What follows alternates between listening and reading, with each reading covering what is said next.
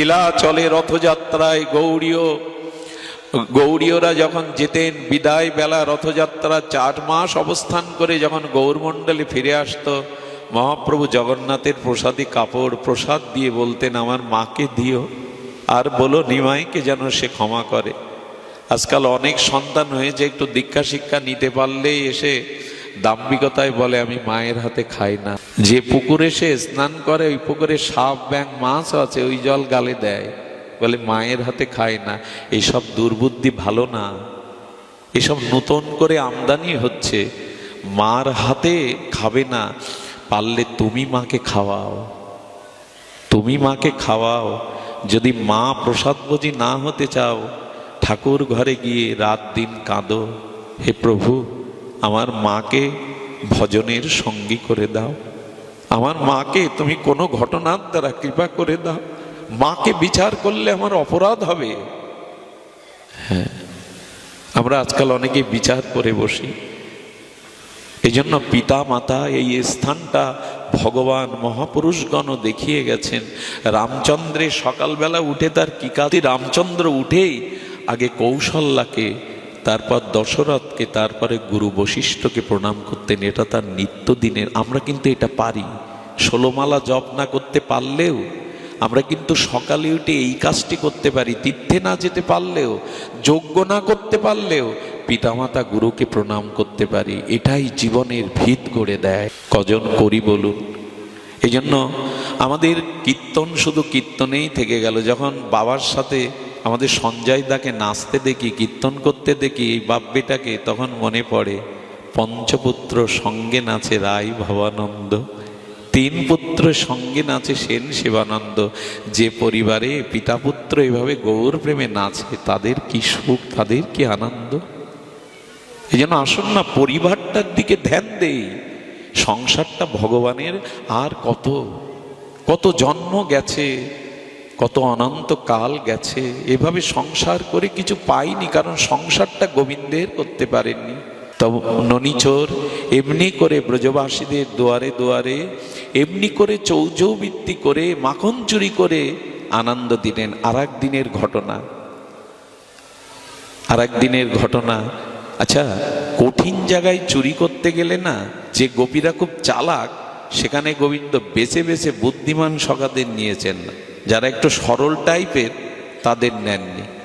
যেই ব্রজবাসীদের দুয়ারে ঢুকতে যাবে ওনার নূপুর বেজে উঠেছে, ওনার নূপুর বেজে উঠেছে। গোবিন্দ বলছে, বাহ, চোরের পায়ে নূপুর যদি রুনুঝুনু বাজে, তা আমাকে ধরিয়ে দেওয়ার জন্য আর অন্যকে লাগবে না, আমি তো ধরিয়ে দেওয়ার জন্য যথেষ্ট। উনি নূপুরটাকে টান দিয়ে ছিঁড়তে গেলেন। যখন নূপুর ছিঁড়তে গেলেন, নূপুর ছিঁড়তে পারেননি গোবিন্দ। এই দেখুন, কেন জানেন? যশোদা মা স্নেহ মমতা ভালোবাসায় নূপুরটা শক্ত করে বেঁধিয়েছে, যাতে খেলতে গিয়ে দৌড়াতে গিয়ে নূপুর না কাটে। নূপুর বলছে, ও ভগবান, তুমি কৃষ্ণ হতে পারো, ভগবান হতে পারো, কিন্তু মায়ের বাঁধন কাটবার ক্ষমতা তোমার নেই। মায়ের স্নেহের বাঁধন কাটবার ক্ষমতা, খবরদার। পিতামাতাকে টাকা দিয়ে, খাট দিয়ে টিভি কেনে দাস দাসী রেখে যেন দায় সেরে বলবেন না তোমাদের ঋণ শোধ করে দিয়েছি। স্পর্ধাও যেন কখনো না হয় যে বাবা মা ঋণ শোধ করতে পারবো। গোবিন্দকে বলছেন, নূপুর তুমি এক কাজ করো, আমাকে একটু চরণের উপরে তুলে রাখো, কিন্তু কাটতে পারবে না। তুমি সর্বশক্তিমান হলেও মায়ের বাঁধন, প্রেমের বাঁধন কাটতে পারবে না। এই জন্য গোবিন্দ ঘরে গিয়েছেন। সেদিন দুগ্ধ ফুলীলা, এরপর আমরা শুনেছি নবনীত লীলা, ননিচুরি লীলা। সেদিন দধি, মানে দধি না, দুগ্ধ ভাণ্ড। আর দুগ্ধ ভাণ্ডকে কিন্তু কি অদ্ভুত ঘটনা দেখুন, গোপী গোবিন্দকে বোকা বানাবে বলে পুরনো দিনের একটা বড় ঘন্টা, এই ঘন্টার শিকলে দুধটা বেঁধে রেখেছে। কেন জানেন? দুধটার ভাণ্ডে হাত দিতে গেলে এই শিকল নড়ে উঠবে আর ঘন্টা ঢং ঢং করে, তাতে আজকে ওকে আমি ধরবই। এই জন্য চালাক বন্ধুদের নিয়ে গেছেন, হাবা গোবা সরলকে নিয়ে যায়নি। চুরি করতে গেলেও একটু বুদ্ধি শুদ্ধি লাগে। তো গোবিন্দ যখন উঠছে সখাদের স্কন্ধে ভর করে সিঁড়ি হয়ে, তখন মধুমঙ্গল বলছে, কানাই বিপদ কিন্তু সামনে। ওই যে শিকলে ঘন্টা বাঁধা আছে, ও নিতে গেলেই ঢং ঢং বাজবে আর ধরা খাবো। কিন্তু গোবিন্দ তখন বলছে তার উপায়ও আমার আছে, আমি যে দেখিনি তা না। ঘন্টার সামনে গিয়ে বলছে আমি কে? আচ্ছা, গোবিন্দ যদি কাউকে প্রশ্ন করে মাটিকে, ঢেলাকে, গাছকে, আমি কে, উত্তর দেবে না সে? কারণ ভগবানের সামনে সবই চিন্ময় হয়ে যায়। তখন আর কিছু, যার চরণের পরশে, পরশ পাতরে যদি লোহা সোনা হয়, তা স্বয়ং ভগবান কাউকে জিজ্ঞাসা করলে সে উত্তর দেবে না? পঙ্গং লঙ্ঘায়তে গিরিং মুখং কারতি বাচালাং। ঘন্টা তখন বলছে পৃথিবীতে যা কিছু সব আপনার দাস। আমার দাস হলে তোমার কর্তব্য কি হলো? আপনার আজ্ঞা পালন করা। বলে এই দেখ মধুমঙ্গল, ও বলছে আমার দাস। বলো শোনো, আমি যতক্ষণ এই দুধ চুরি করবো ততক্ষণ তুমি বাঁচবে। বলে কথা দিলাম প্রভু, আমি আপনার দাস, আমি ঢং ঢং করে বাঁচবও না। গোবিন্দ নিশ্চিতে যখন ওই দুগ্ধ এভাবে ঘট করে একটু গালে দিচ্ছেন, গোবিন্দ ইচ্ছা করে এই গালসি দিয়ে নিচে ফেলছেন। আর এই যে সব শিকল বেয়ে আছে, তো ধীরে ধীরে দুধগুলো গোবিন্দের অধরামৃত হয়ে, বক্ষ হয়ে, চরণ হয়ে পড়ছে। সকাদের ওটা বড় ভালো লাগছে, চরণামৃতের মতো মনে করে ওরাও সেই দুগ্ধ পান করছে। আর বলবো কি, ঢং ঢং করে তখন ঘন্টা বেজে উঠেছে। মধুমঙ্গল বলছে আরে আরে কৃষ্ণ কথা দিল, বেজে উঠলো। ঘন্টাকে কৃষ্ণ বলছে বাজলে যে, বললে যে আমি তোমার প্রভু, আমার কথা, আমার আদেশ পালন করবে। বলে প্রভু, মন্দিরে যখন তোমার ভোগ হয় তখন ঘন্টা ছাড়া ভোগ হয় না। মন্দিরে তোমার ভোগারতিতে ঘন্টার ধ্বনি করতে হয়, এই সুযোগ কি আর কখনো পাবো? আর স্বয়ং তুমি আমার সামনে ভোগ গ্রহণ করছো আর আমি না বাজলে হয় প্রভু? এই সুযোগ আমি আর কখনো পাবো? তাই তো বেজে উঠেছে, আজকে বাজতে দাও। আচ্ছা, গোবিন্দের কি বলার আছে? ওদেরও স্বাদ হয় বেজে উঠে গোবিন্দকে আনন্দ দিতে। আজ যদি না বাজি, ভক্ত ভগবানের সাক্ষাৎ সেবায় যদি বেজে না উঠি, আর কবে বেজে উঠব? গোবিন্দর এই ঘন্টার সাথে সাথে ব্রজগোপিকারা প্রস্তুত ছিল, একেবারে দড়ি টড়ি নিয়ে বাঁধবে। এই যে দৌড়ে আসছে, গোবিন্দ সংকেত দিলেন গালে দুধ ভরে নে, দৌড়া। গোবিন্দ প্রথমে বললেন আমি প্রথমে তোরাই। যেই গোপী ধরধর বলছে, সেই দুধ ফু দিয়ে চোখে ছেড়ে দিয়েছে। আচ্ছা, চোখে যদি দুধ পড়ে তো চোখে চোখ মুছতে গিয়েই ফাঁকি। কত আনন্দ দিচ্ছেন, আনন্দ ছড়িয়ে দিচ্ছেন। এই করেই তার লীলা বিতরণ, এই করেই তার লীলা আনন্দ। আপনাদের কি বলবো এই নবনীত চোরের আজ। আচ্ছা, কেউ যদি প্রশ্ন করেন এগুলো এখনো হয়? লীলা নিত্য, লীলা আজও হয়। আমি দুটো প্রমাণ দিয়ে পারবি। ভাগবত বাবা এভাবে 6 দিনে হবে না, আমার দ্বারাই তো সম্ভব না। তবে আমরা সূত্র আকারে বলে গেলাম, এটা দীর্ঘ করব আমি। একটু বলে আজও হয়, একটু বসুন, অপেক্ষা করুন সামান্য সময়। আজও এই লীলা হয়, কেউ ভাববেন না সেদিন ঘটেছিল, আজও এটা হয়। আমি দুটো দৃষ্টান্ত দিয়ে আজকের পাঠ বিশ্রাম রাখবো। শুনছেন তো মন দিয়ে? খুব ভালো পরিবেশে তো বাবার সেই লীলাটি আনবো। শুধু দুটো কথা একটু বলবো। আজও হয়, আজও এই লীলা হয়, তার দুটো দৃষ্টান্ত নিন। আপনাদের কি বলবো, আমাদের সিদ্ধ বাবা, কাম্যবনে বাবা, সিদ্ধ বাবা বসে বসে রাধা মাধবের চিন্তা করছেন। কৃষ্ণ বলরাম গিয়ে দরজায় ধাক্কা দিচ্ছে রাখাল বেশে। বাবা দরজা খোলো, পিপাসা লেগেছে। আজও আয়, এই সেদিন। সিদ্ধ বাবারা বেশি দিন না, আজও বলছে আরে কে তোমরা রাখাল বালক, চলে যাও, আমাকে চিন্তনে বাধা দিও না, আমাকে চিন্তনে বাধা দিও না, চলে যাও। 3 দিন ফিরিয়ে দিয়েছে। 4 দিনের দিন যখন মিষ্টি করে ডাকছে, বাবা ফিরাও কেন? আমরা শিশু দুজন বড় পিপাসায় তোমার দুয়ারে এসে, ফিরাও কেন? কণ্ঠটা এমন মধুর লেগেছে। বাবা দরজা খুলে দেখে দুটো শিশু। বলে কি গো, তোমরাই আসো প্রতিদিন? মুখ দেখেই বাবা রাগ চলে গেছে। নাও জল নাও। জল হাতে কুমণ্ডলে করে ঢেলে দিল। ওরা পান করে তৃপ্তি ভরে চলে গেল। পরে দেখছে মুহূর্তেই সেই রাখালও নেই, গাভীও নেই। গোপাল রাত্রে বলছে, বাবা 4 দিন লাগলো তোমার হাতে জল পেতে, আজও যায়। আজও যারা বসে আছে না, তাদের দুয়ারে আজও কৃষ্ণ বলরাম যায়, আজও অপেক্ষায় যায়। সবশেষে শুরু করেছিলাম সম্বন্ধ দিয়ে, আমরা ফল বিক্রিনী লীলাটি শুনবো। তার আগে এইটুকু বলবো, আজও যায়। কেমন জানেন? আমাদের এই মথুরা মণ্ডলে এক শেঠের কোনো সন্তান ছিল না, কোনো সন্তান ছিল না। তো এত ধনী লোক, কোটি কোটি ডলারের মালিক, তার বন্ধু বান্ধব আড্ডা দিতে বলতো, এই তোর এই সম্পত্তির উত্তরাধিকারীকে।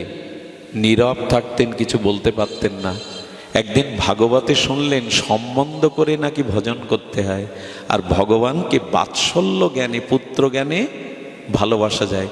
উনি গোপাল কিনে প্রাণ প্রতিষ্ঠা করে ঘরে এনে আরতি দেখান, ভোগ লাগান, আর উনি উইল করে দানপত্র গোপালের নামেই সম্পত্তি করে দিয়েছেন। সত্য না মনে করলে, চিন্ময় না মনে করলে দেয়। এরপরে যখন বন্ধুরা জিজ্ঞাসা করতো, বেশি দিন আগের ঘটনা না, মাত্র 100 বছর আগের ঘটনা, উনি বললেন কি, উইল করে দিয়েছে আমার ওই ছেলের নামে, গোপাল আমার ছেলে, ওকে চকলেট দেয়, জন্মদিন পালন করে, বাচ্চাদের এনে ওইখানে আনন্দ করে, কত কি করে গো। এই করতে করতে না শেঠের মৃত্যু এলো। শেঠ যেদিন মারা গেল মা, সেদিন হঠাৎ করে আত্মীয় স্বজন এসে বলছে, কে মুখাগ্নি করবে, কে শ্যামদ্দড়ি নেবে। ওরা তো আর ভেতরের খবর জানে না। হঠাৎ 3-4টে বালক এসে ওনার পা ধরে ওনার মুখে মুখ দিয়ে কাঁদতে গেল। কি তার মধ্যে একটা ছেলে খুব গভীরভাবে কাঁদছিল। দেখছে এই ছেলেটা কে মনে হয় উনি খাবার দিতেন, অর্থ দিতেন, আর তো পাবে না, তাই ছেলে মানুষ মায়ায় কাঁদছে। বলে, চল তো তুই মুখাগ্নি করবি, তোকেই দিয়েই কাজ সারতে হবে, আমরা তোকে উপঢৌকন দিব। মুখাগ্নি করলো। চিতা দাহ করে যখন স্নান করে শ্যামদ্দড়ি পরাতে যাবে, তখন পুকুরে ডুব দিয়ে ছেলেটা আর উঠছে না। অনেক ধীবরকে ডেকে জাল ফেলে ছেলেটাকে উদ্ধারের জন্য দেখলো পুকুরে কোনো লাশই নাই, সেই ছেলেটা নাই। ওর মধ্যে হঠাৎ একজন বলে উঠল, কিছু ঘটে গেল না তো? আরে ওই শেঠ গোপালকেই উইল করে দিয়েছিল নিজের পুত্র জ্ঞানে, কিছু ঘটল না তো? নাহলে ডুব দিলে তো তাকে পাওয়া যাবে, লাশটা পাওয়া যাবে। ছুটে গিয়ে গোপাল বিগ্রহের দিকে তাকিয়ে দেখে সারা গায়ে জল মাখানো, আর চোখ দিয়ে বিন্দু বিন্দু জল ঝরছে। উনি পুত্র রূপে শেষকৃত করে এলেন। আজও হয়, ভগবান কাউকে বঞ্চনা করে না।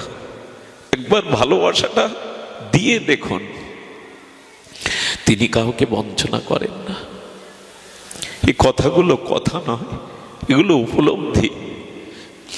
গোবিন্দ ঘোষের শ্রাদ্ধ কর্ম তর্পণ করেছিলেন গোপীনাথ এই অগ্রদ্বীপে। কে বলে আজও তাকে পুত্ররূপে ভালোবাসলে ভালোবাসা সাড়া দেয় না? আজও দেয়। একবার নিজের করে সম্বন্ধ জ্ঞানে ভালোবাসো।